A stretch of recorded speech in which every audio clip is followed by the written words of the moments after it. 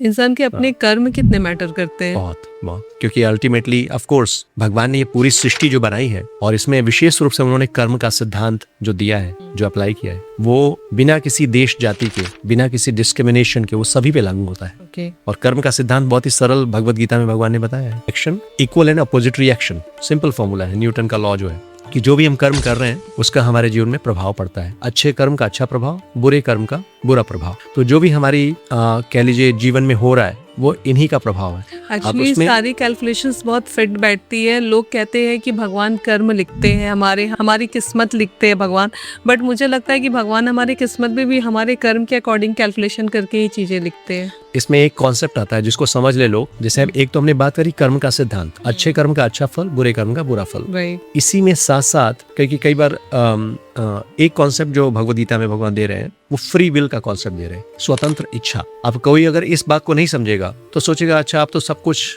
Decided है, सब कुछ डेस्टिनी है, जो होना अब कुछ नहीं करेंगे तब भी वही होगा, कुछ करेंगे तब भी। तो ये पूरा प्रिंसिपल नहीं है।